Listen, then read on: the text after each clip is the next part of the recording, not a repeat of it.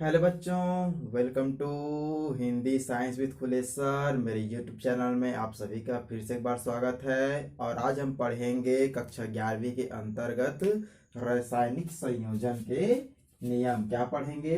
रासायनिक संयोजन के नियम। रासायनिक संयोजन के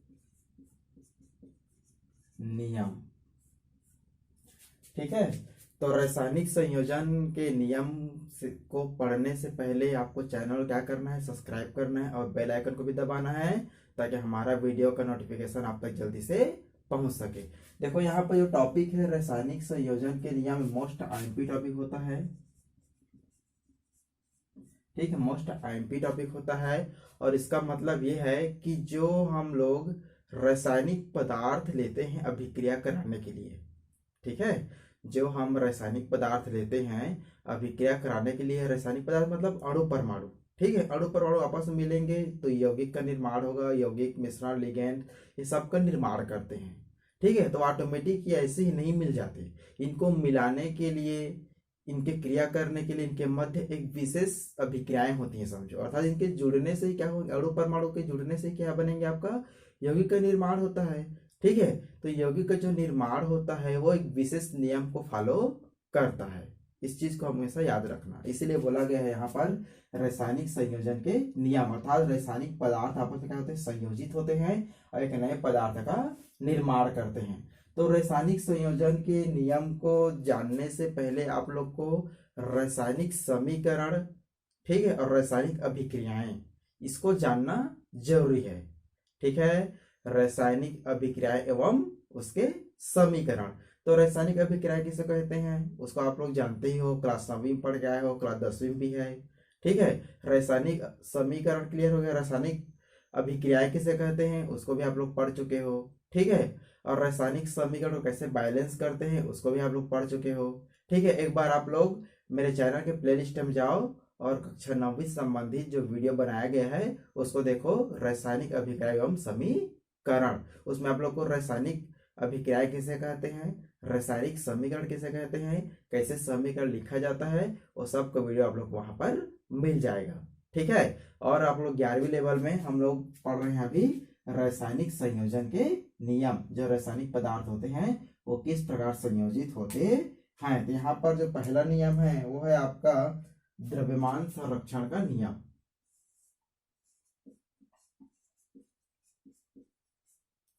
द्रव्यमान संरक्षण का नियम। ठीक है, द्रव्यमान संरक्षण का नियम। मुख्यतः रासायनिक संयोजन के 5 नियम होते हैं। तो पहला हम लोग देख रहे हैं द्रव्यमान संरक्षण का नियम। इस चीज को आपको माइंड में बैठाते जाना है, क्योंकि ये मोस्ट आईएमपी टॉपिक होता है। क्लियर है? पहला है द्रव्यमान संरक्षण का नियम। तो ये जो द्रव्यमान संरक्षण के नियम है, आप लोग इसके बारे में पिछले कक्षा में पढ़ के आए हो कि द्रव्यमान जो होते हैं अर्थात ब्रह्मांड में उपस्थित कुल पदार्थों का द्रव्यमान सदैव नियत रहता है, स्थिर रहता है। ठीक है, ना तो हम लोग द्रव्यमान को उत्पन्न कर सकते हैं, ना ही इसको हम लोग नष्ट कर सकते हैं। ऊर्जा की परिभाषा आप लोग पढ़े हो, सेम ऊर्जा के स्थान पर क्या लिखना है? आपका द्रव्यमान लिखना है, बन जाएगा इसका परिभाषा। ठीक है, द्रव्यमान को ना तो उत्पन्न किया जा सकता है और ना ही नष्ट किया जा सकता है। अर्थात ब्रह्मांड में जो कुल द्रव्यमान होते हैं वो स्थिर रहता है। अब इसको हम लोग रासायनिक जो केमिस्ट्री है उसमें कैसे फॉलो करेंगे कि किसी भी रासायनिक अभिक्रियाओं में उपस्थित, किसी भी रासायनिक अभिक्रियाओं में उपस्थित पदार्थों की कुल द्रव्यमान क्या रहता है? स्थिर रहता है। क्लियर है? चलो, अब देखो यहाँ पर क्या होता है। पहले तो आपको समझना है रासायनिक जो अभिक्रियाएं होती हैं उसमें 2 चीज होता है। पहला जो होता है आपका अभिकारक। क्या होता है आपका? अभिकारक, अर्थात रासायनिक अभिक्रिया में भाग लेने वाले पदार्थ। ठीक है, तो अभिकारक का द्रव्यमान, और दूसरा क्या होता है जब अभिकारक क्रिया करते, देखो रासायनिक संयोजन अभिकारक के बीच होता है, समझो क्रिया। तो अभिकारक का द्रव्यमान और उसके बाद क्या बनता है आपका? उत्पाद। उत्पाद का द्रव्यमान, अभिकारक का द्रव्यमान और उत्पाद का द्रव्यमान कहते होते हैं सदैव बराबर होते हैं। उसको क्या बोलते हैं? द्रव्यमान संरक्षण का नियम। किसी भी रासायनिक अभिक्रिया में, ठीक है, अभिकारक का द्रव्यमान और दूसरा उत्पाद का द्रव्यमान सदैव क्या रहते हैं? स्थिर रहते हैं, बराबर रहते हैं। तब इसको बोलते हैं द्रव्यमान संरक्षण का नियम। आए समझ में? चलो इसको मैं आप लोग को लिख देता हूँ ताकि आप लोग बेटर से बेटर समझ में आए। तो चलो इसका परिभाषा लिख लेते हैं, फिर उसके बाद एग्जाम्पल देके आपको समझाता जाऊंगा। तो देखो यहाँ पर द्रव्यमान संरक्षण का नियम क्या है? द्रव्यमान को न तो उत्पन्न किया जा सकता है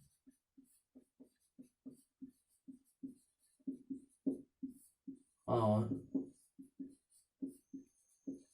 न ही नष्ट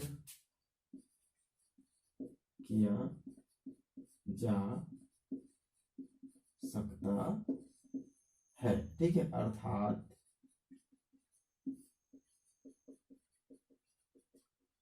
रासायनिक अभिक्रियाओं में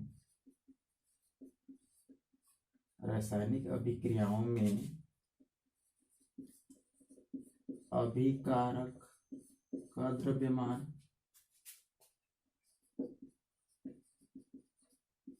और उत्पाद का द्रव्यमान सदैव समान होते हैं। यहाँ लिख लो, ठीक है, सदैव समान होते हैं। इस परिभाषा को आप लोग लिख लो, ठीक है। देखो यहाँ पर द्रव्यमान संरक्षण का नियम क्या हो गया? द्रव्यमान को न तो उत्पन्न कर सकते हैं, न तो द्रव्यमान को हम लोग नष्ट कर सकते हैं। ठीक है, जो ब्रह्मांड में कुल जो द्रव्यमान होता है वो नियत रहता है। इतना क्लियर? इसको आप लोग पहले भी पढ़ चुके हो।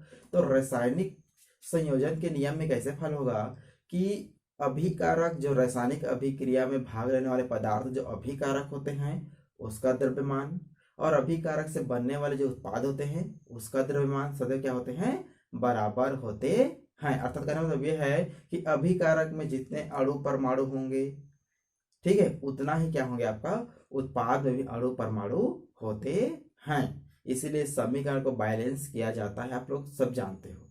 ठीक है, तो आपको द्रव्यमान संरक्षण के नियम का परिभाषा समझ में आ चुका है, अर्थ भी समझ में आ चुका है कि ब्रह्मांड में उपस्थित कुल द्रव्यमान सदैव नियत रहती है। अर्थात अब देखो यहाँ पर क्या होता है, दो चीज को यहाँ पर समझना है। पहले तो द्रव्यमान संरक्षण, द्रव्यमान संरक्षित रहती है। द्रव्यमान को न तो हमको नष्ट कर सकते हैं, ना ही हम उसको उत्पन्न कर सकते हैं। जितना द्रव्यमान रहेगा उतना ही रहता है।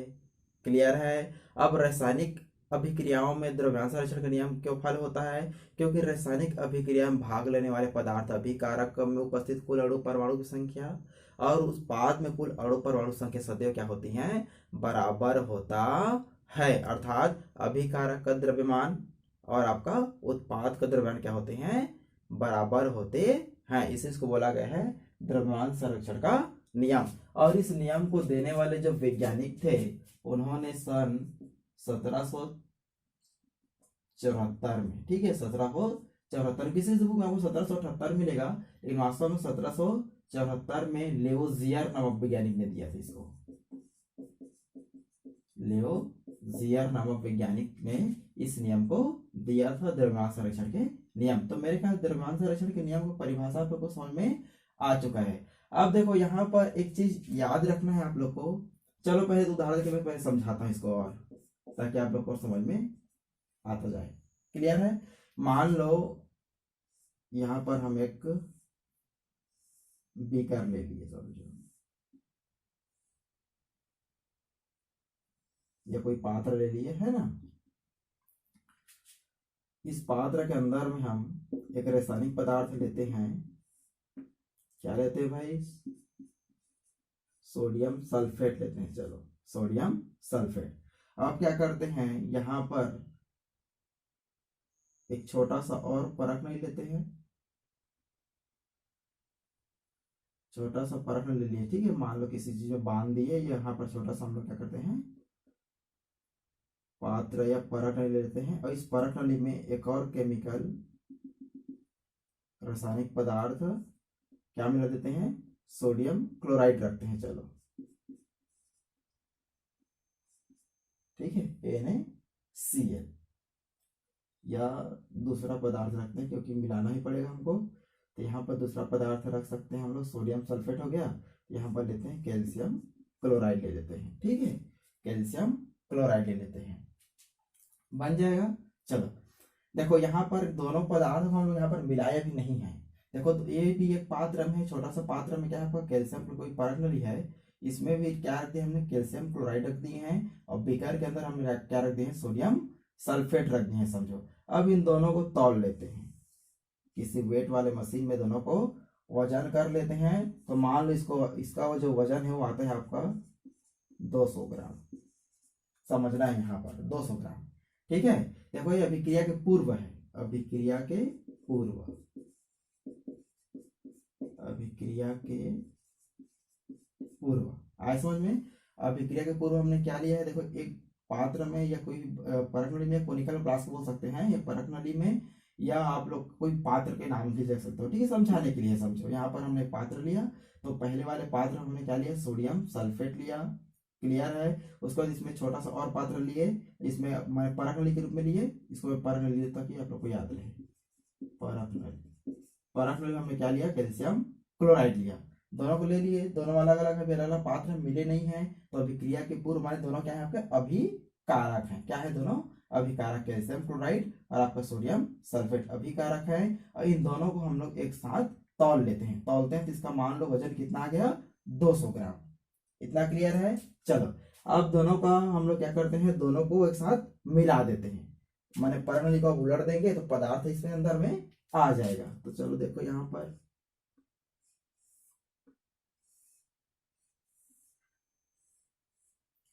अब यहाँ पर जो पदार्थ था उसको हम लोग क्या करते हैं, उलट देते हैं, समझो इस प्रकार से।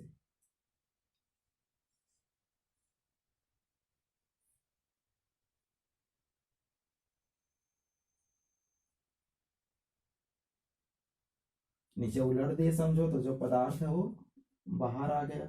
जो पदार्थ बाहर आया, कौन सा पदार्थ बाहर आ गया, कैल्शियम क्लोराइड, ठीक है, मैंने परख नली से बाहर निकल गया, अर्थात इस बीकर के अंदर आ गया, समझो, ठीक है। तो यहाँ पर मिल गए, समझो। अब मिलने के बाद यहाँ पर रासायनिक अभिक्रिया होगा, तो रासायनिक क्या बनेगा, यहाँ पर देखो, calcium chloride plus sodium sulphate. अब देखो यहाँ पर ये बन जाएगा आपका कैल्शियम सल्फेट प्लस, ये 2 रहेगा यहाँ पर, है ना, NaCl, ठीक है। अब देखो यहाँ पर कैल्शियम जो सल्फेट है वो आपका अवक्षेप के रूप में प्राप्त होगा, इसको पीपीटी बोलते हैं, ठीक है, अवक्षेप के रूप में प्राप्त होगा, नीचे में ये बैठ जाएगा। इसीलिए यहाँ पर हम लोग इस वाले डायग्राम का चित्र या इस डायग्राम को यूज करेंगे। इसका मतलब होता है कि नीचे बैठ गया है, और क्या बन गया आपका, सोडियम क्लोराइड। अब इसको भी तौलते हैं, अभिक्रिया करने के बाद, अभिक्रिया के बाद इसको लिखते हैं, अभिक्रिया के बाद, ठीक है। देखो अभिक्रिया से पूर्व दोनों मिले नहीं थे, अभिक्रिया के बाद मैंने अभी क्या हुआ, दोनों मिला दिए, तो अभिक्रिया के बाद इसका वजन करते हैं, कोई भी वेट मशीन इसका वजन करते हैं, तो ये भी आता है आपका 200 ग्राम। देखो अभिक्रिया से पूर्व इसका वजन कितना था, 200 ग्राम, अभिक्रिया के बाद इसका वजन कितना था, 200 ग्राम। इतना समझ में आ चुका है आप लोग को, क्लियर हो रहा है। तो यहाँ पर देखो क्या होता है, कैल्शियम क्लोराइड सोडियम सल्फेट पहले नहीं मिले थे, अभिक्रिया के पूर्व थे, तो इसका वजन कितना था, 200 ग्राम। हम वेट किए, वजन किए मशीन में, तौले है, समझो। हमने अणु परमाणु की यहाँ पर गणना भी तक नहीं की है, इस चीज को हमेशा आपको याद रखना है। अणु परमाणु की अभी तक हमने गणना नहीं की है, केवल हमने अभिक्रिया से पूर्व दोनों को वजन किए, समझो, तौले हैं, द्रव्यमान भार समझो इसका ले लिए हैं। अभिक्रिया के बाद भार कितना हो गया, 200 ग्राम। तो यहाँ पर क्या है भाई, ये द्रव्यमान है इसका, ये भी इसका द्रव्यमान है। इतना क्लियर है, देखो 200 ग्राम 200 ग्राम, इसीलिए अभिक्रिया के पूर्व द्रव्यमान बराबर अभिक्रिया के बाद द्रव्यमान। अर्थात अभिक्रिया के पूर्व क्या बोलते हैं, अभिकारक। ठीक है, बराबर अभिक्रिया के बाद क्या बनता है, उत्पाद। इसीलिए आप लोग समझ में आ चुका है, अर्थात अभिक्रिया बराबर उत्पाद। तो अभिक्रिया का द्रव्यमान और उत्पाद का द्रव्यमान सदैव क्या होते हैं, बराबर होते हैं। अब देखो यहाँ पर वजन के हिसाब से मैं आपको बता दिया। अब क्या होता है, स्कूलों में शिक्षकों द्वारा ये पढ़ाया जाता है कि रासायनिक समीकरण में क्या करते हैं, गणना का। जैसे मान देखो यहाँ पर रासायनिक समीकरण, आपका ये परिभाषा को मैं मिटा देता हूँ और उसके बाद एग्जाम्पल देके समझाता हूँ। आप लोग के साथ कभी कभी नाइंसाफी भी हो जाता है स्कूलों में, है ना। वैसे स्कूलों को उद्देश्य तो नाइंसाफी करना नहीं होता है, लेकिन क्या करते हैं टीचर लोग एक चीज मिस्टेक कर देते हैं और उसी चीज को आप लोग धारणा बना लेते हो और उसी चीज को फॉलो करते जाते हो, है ना। मेरा उद्देश्य किसी को गलत साबित करना नहीं है, मेरा उद्देश्य है आप लोग को समझाना, ताकि आप लोग का भविष्य का अच्छा से निर्माण हो सके और आप केमिस्ट्री को अच्छे से समझ सको।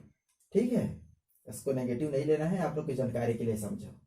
क्लियर है। अब देखो क्या होता है, स्कूलों में बताया जाता है शिक्षकों द्वारा कि जैसे मान लो हमारे पास को, चलो एक समीकरण लेते हैं, पहले लेते हैं H2O2।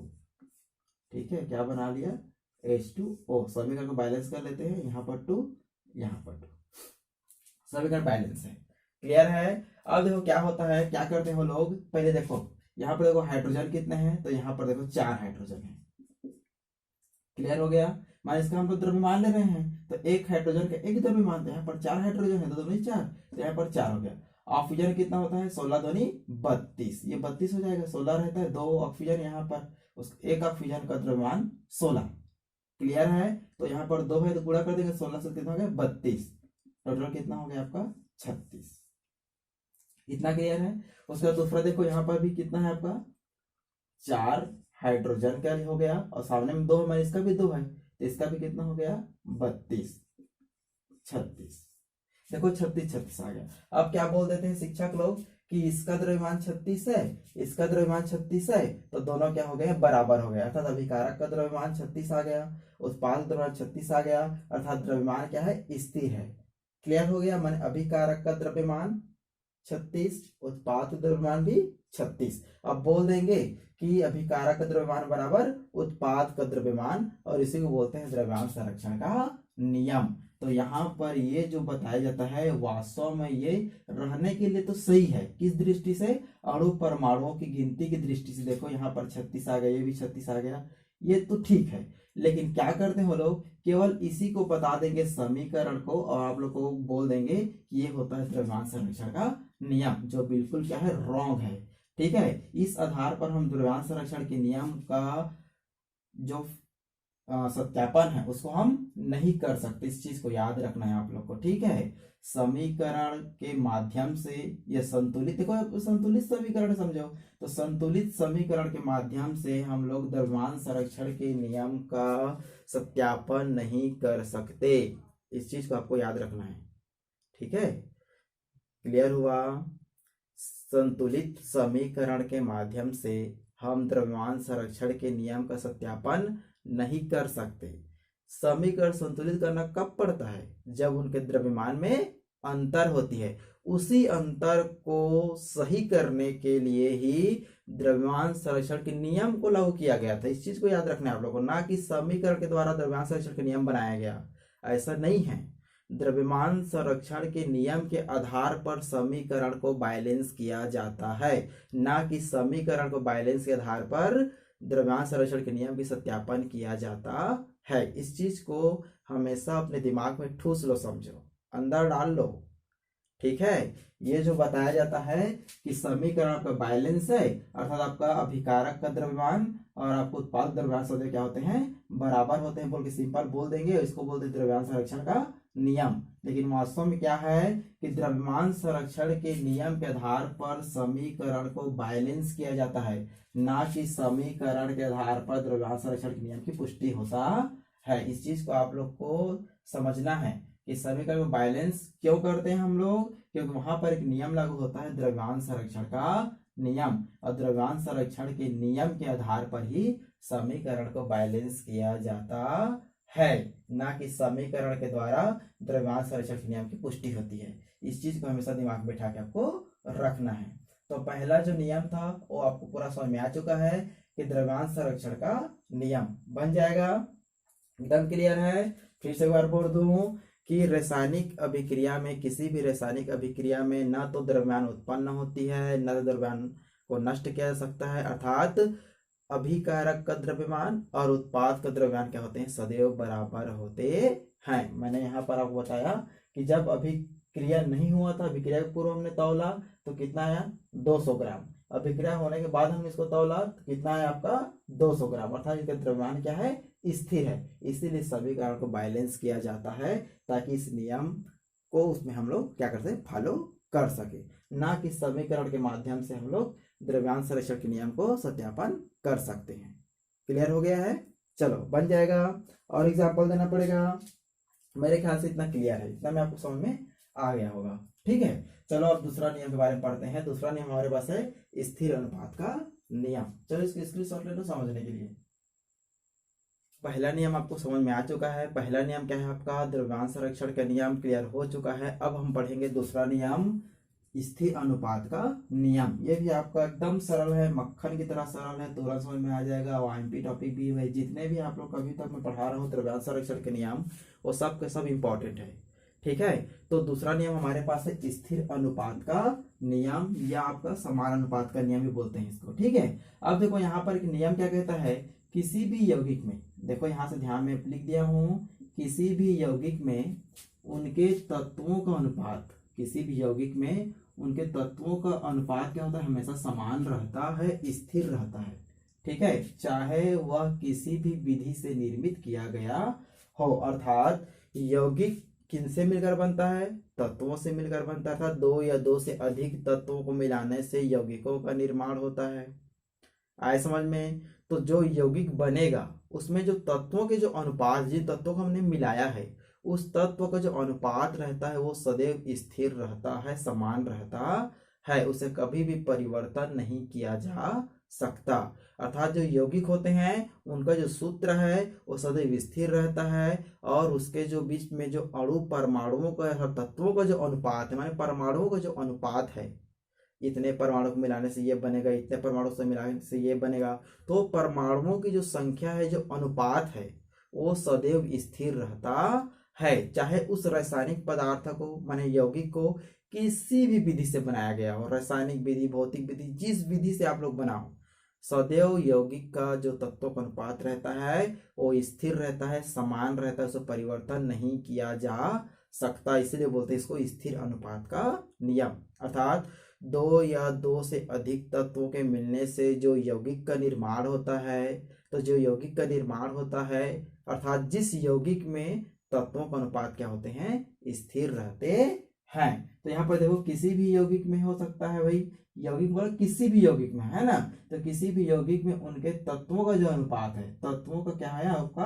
अनुपात, क्लियर है, हमेशा समान रहता है। तत्वों का अनुपात मतलब तत्वों की संख्या से है, द्रव्यमान से है, दोनों चीज बताऊंगा। तत्वों की संख्या भी और द्रव्यमान भी कहते हैं, सदैव क्या होते हैं, एक नियत इस अनुपात में क्या करते हैं, संयोग करते हैं, क्रिया करते हैं। ठीक है, उल्टा पुल्टा क्रिया कराओगे तो रासायनिक अभिक्रिया नहीं हो पाएगा। ठीक है, समझ में आ चुका है? तो किसी भी यौगिक में उनके तत्वों का जो अनुपात रहता है सदैव समान रहता है, चाहे उस यौगिक को किसी भी विधि से बनाया गया हो। क्लियर हो चुका है आपको परिभाषा? फिर से एक बार बोल देता हूं, किसी भी यौगिक में तत्वों का जो अनुपात रहता है वो समान रहता है, चाहे उस यौगिक को किसी भी विधि द्वारा बनाया गया हो। ठीक है, तो चलो इसको एग्जाम्पल देता हूं, तो एग्जाम्पल के माध्यम से हम लोग समझेंगे। जैसे मान लो लेते हैं H2O, जल। अब देखो यहाँ पर जल एक प्रकार का यौगिक है, सब जानते हो जल यौगिक है। इसमें कितने हाइड्रोजन हैं, इसमें देखो हाइड्रोजन कितने हैं, 2, ऑक्सीजन कितना है, 1। क्लियर है, हाइड्रोजन कितना है, 2, और ऑक्सीजन कितना है, 1। अब देखो यहाँ पर मैं जल की एग्जांपल क्यों दिया, जल को चाहे आप लोग नाले का जल लो, चाहे आप समुद्र का जल लो, चाहे आप अमेरिका का जल लो, चाहे आपका जापान का जल लो, चाहे आपका कहीं से भी जल लो, भारत से जल लाए, ठीक है, क्लियर है। समझ में, जो है घर में पीने वाला जल, बोर से निकाला हुआ जल, तालाब में नहाने वाला जल, समझ में नहीं आ रहा है, बिस्लेरी बॉटल का जल, ठीक है। कहीं से भी जल लाओ, पूरे ब्रह्मांड में कहीं से भी जल लाओ, जल का जो फार्मूला होता है वो H2O ही होगा, दूसरा कुछ नहीं होता है।